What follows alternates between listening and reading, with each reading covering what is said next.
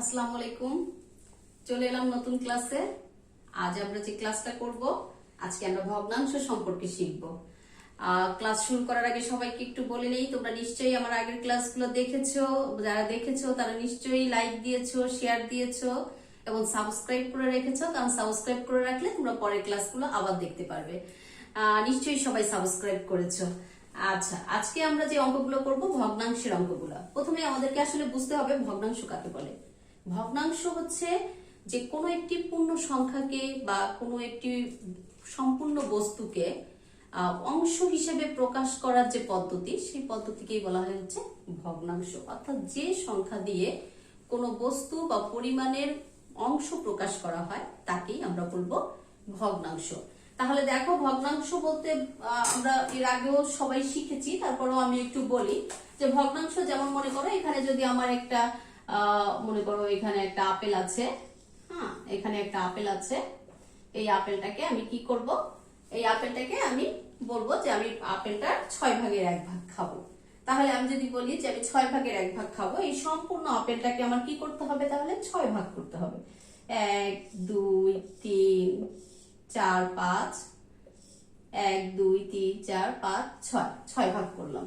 এখন 6 ভাগের 1 ভাগ আমি খাবো, তাহলে আমি কি করব, এখান থেকে 1 ভাগ নিব। 6 ভাগের 1 ভাগ আমি নিব। তাহলে কি লিখবো, সম্পূর্ণ জিনিসটাকে আমি কয়টা ভাগ করেছি, 6 ভাগ। তাহলে নিচে হল, এটাকে বলে হর, হল লিখবো 6। আর উপরে যেটা থাকে সেটাকে, ভগ্নাংশের উপরে যেটা লেখে সেটাকে বলে লব।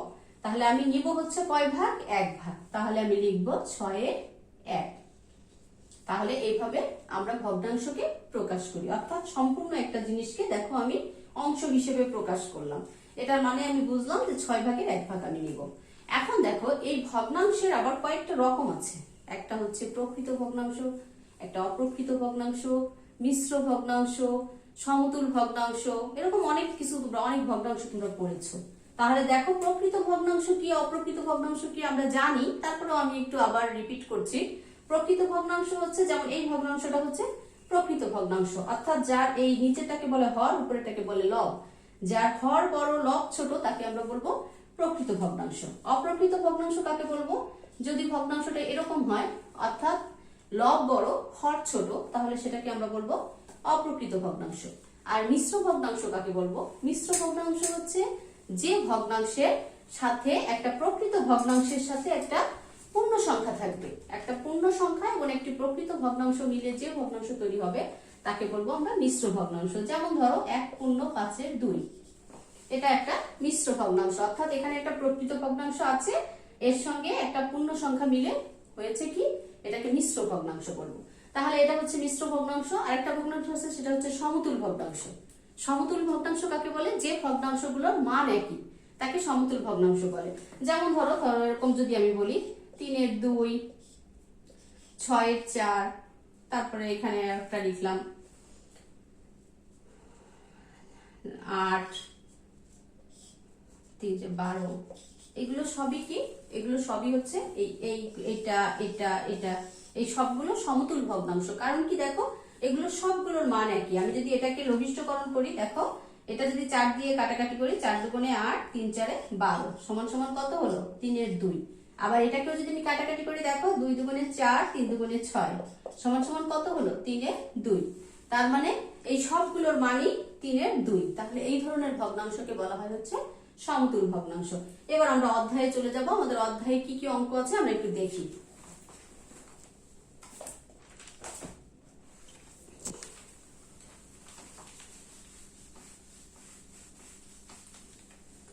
দেখো আমাদের কি কি অঙ্ক আছে। আমাদের বইতে অঙ্কগুলো আছে, একদম তোমরা চলে যাও 38 পেজে, 38 পেজে চলে যাও। দেখো অঙ্কগুলো কি কি আছে। আমাদের প্রথমেই দেখো অধ্যায় 6 ভগ্নাংশ করে করব বলেছি। 38 পেজে তোমরা দেখো, এখানে আছে ছোট থেকে বড় ক্রম অনুসারে সাজাই এবং প্রতীকের সাহায্যে প্রকাশ করি। ছোট থেকে বড় ক্রম অনুসারে, এই যে দেখো এখানে আছে, ছোট থেকে বড় ক্রম অনুসারে সাজাই এবং প্রতীকের সাহায্যে প্রকাশ করি।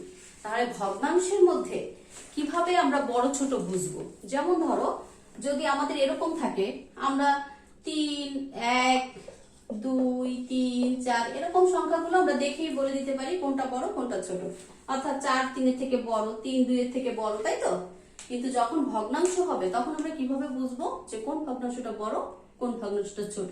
এটা বোঝার সিস্টেমটা হচ্ছে কি, যে ভগ্নাংশের হরগুলো একই থাকবে, যে ভগ্নাংশের হরগুলো একই থাকবে সেই ভগ্নাংশের ক্ষেত্রে যার লব বড় সেই ভগ্নাংশটা বড়। অর্থাৎ হর যদি একই থাকে, যে ভগ্নাংশের লব বড় সেই ভগ্নাংশটা বড় হবে। আর যদি লবগুলো একই থাকে তাহলে সেক্ষেত্রে যে ভগ্নাংশটার হর ছোট হবে সেই ভগ্নাংশটা বড় হবে। তাহলে দেখো আমাদের এখানে কিছু ভগ্নাংশ দেওয়া আছে, বলছে ছোট থেকে বড় ক্রম অনুসারে সাজাও। ছোট থেকে বড় মানে আগে ছোটটা দিব তারপরে বড়টা দিব। তাহলে দেখো এখানে কি কি দেওয়া আছে, 7 এর 6, 7 এর 3, 7 এর 7, 7 এর 2। তাহলে দেখো এই সবগুলো ভগ্নাংশের কি আছে, হর একই আছে। তাহলে আমি বলেছি যে যদি ভগ্নাংশগুলোর হর একই থাকে তাহলে যেটা লব বড় সেটা বড় আর যেটা লব ছোট সেটা ছোট। তার মানে এখানে সব থেকে ছোট কোনটা, এই 7 এর 2। তাহলে আমি আগে লিখবো 7 এর 2, ছোট থেকে বড় সাজাতে বলেছে। তাহলে তারপরে বড় কোনটা, ছোট এই 7 এর 2 এর থেকে বড় কোনটা, 7 এর 3, তারপরে 7 এর 6, তারপরে 7 এর 7। তাহলে এইভাবে আমরা ছোট থেকে বড় ক্রম অনুসারে সাজাবো। কিভাবে সাজাবো বুঝতে পারলাম, যে যদি হরগুলো একই হয় তাহলে সেক্ষেত্রে যার লব ছোট সে সব থেকে ছোট আর যার লব বড় সে সব থেকে বড়। এরপরে দেখো খালি ঘরের সংখ্যাগুলো নির্ণয় করো। 3 নম্বরে আছে 38 পেজে। 38 পেজে আমরা 2 নম্বরের অঙ্কটা করলাম। এবার 3 নম্বরের অঙ্কটা দেখো। 3 নম্বরে খালি ঘরের সংখ্যাগুলো নির্ণয় করো। 3 নম্বরের একে একটা বুঝিয়ে দিই, তাহলে বাকিগুলো তোমরা বুঝতে পারবা। কি বলেছে, 3 এর 1 সমান সমান খালি ঘর ভাগ 6। এখন দেখো এখানে আমি খালি ঘরে কি বসাবো, আমি এটা কিভাবে করব? এটা আমি একেবারে মুখোমুখি করে ফেলতে পারি, খুব সহজ। মানে এখানে সমান সমান দেওয়া মানে কি, এই ভগ্নাংশটার যা মান সমান সমান দেওয়ার মানে হচ্ছে 2 পাশ সমান। তার মানে এই ভগ্নাংশের মান আর এই ভগ্নাংশের মান সমান হবে। এবং আমরা জানি কি যে দুটি ভগ্নাংশের মান একই হয় তখন সেটাকে আমরা কি বলি, সমতুল ভগ্নাংশ। তাহলে সমতুল ভগ্নাংশ নির্ণয় করার সিস্টেমটা হচ্ছে কি, যে ভগ্নাংশটা থাকবে সেই ভগ্নাংশের সাথে লব এবং হরের সাথে একই সংখ্যা দিয়ে গুণ করতে হবে বা একই সংখ্যা দিয়ে ভাগ করতে হবে। তাহলে দেখো এখানে আমাদের এখানে কি দেওয়া আছে, 6। তার মানে 3 এর থেকে 6 হচ্ছে কি বড়। তাহলে আমরা দেখবো যে 3 এর সাথে কি গুণ, বড় যদি থাকে, এই পাশে যদি ডান সাইডে যদি বড় থাকে, অর্থাৎ যেটা আমরা নির্ণয় করব সেটা যদি বড় থাকে তাহলে গুণ করতে হবে, সেটা যদি ছোট থাকে তাহলে আমরা ভাগ করব। তাহলে দেখো 3 এর সাথে কত গুণ করলে 6 হবে, 3 এর সাথে 3 গুণন 2 দিলে 6 হবে। হ্যাঁ, তাহলে উপরে হরের সাথে যেটা গুণ করব লবের সাথেও একই সংখ্যা গুণ করে আমাদের সমতুল ভগ্নাংশ নির্ণয় করতে হয়। তাহলে 1 এর সাথেও আমরা কি গুণ দেব, 2 গুণ দেব। তাহলে 2 অঙ্কে 2, তাহলে এখানে কত হবে, 2। ঠিক আছে, তাহলে এইভাবে আমরা সমস্ত এই খালি ঘরগুলো নির্ণয় করতে পারবো। এরপরে দেখো বলছে সমহর বিশিষ্ট ভগ্নাংশ প্রকাশ করো। এরপরে আমাদের বলছে সমহর বিশিষ্ট ভগ্নাংশ প্রকাশ করো। সমহর বিশিষ্ট ভগ্নাংশ প্রকাশ করো। সমহর নির্ণয় করব আমরা এখন।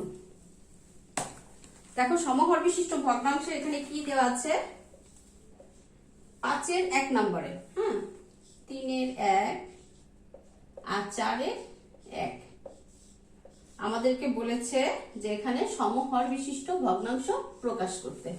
সমহর বিশিষ্ট ভগ্নাংশ প্রকাশ করার নিয়মটা একটু বলে দেই। সেটা হচ্ছে কি, যে যখন মনে করো যে এরকম দুইটা ভগ্নাংশ দিয়ে দিল, এদেরকে আমাদের হরটাকে একই করতে হবে। তাহলে হরটাকে যদি একই করতে হয় তাহলে আমাদের প্রথমে কি করতে হবে, হরগুলো লসাগু করতে হবে। তাহলে আমি 3 ও 4 এর লসাগু করব। লসাগু সমান সমান 3 আর 4 এর লসাগু কত, 12। তাহলে 3 আর 4 এর লসাগু হচ্ছে 12। তাহলে 12, দেখো এই 12 দিয়ে কি করব, প্রথম হরটাকে ভাগ দেব। তাহলে 12 ভাগ 3 সমান সমান কত, 4। তাহলে এই 4 দিয়ে এই ভগ্নাংশের লব এবং হরকে গুণ করব। তাহলে 1 এর 3 সমান সমান আমি কি লিখব, 1 গুণন 4, 3 গুণন 4 সমান সমান 4 অক্ষে 4, 3 4 এ 12। ঠিক আছে, এবার পরের হরটাকেও আমি 12 দিয়ে ভাগ দেব। তাহলে 12 ভাগ 4 সমান সমান কত হয়, 3।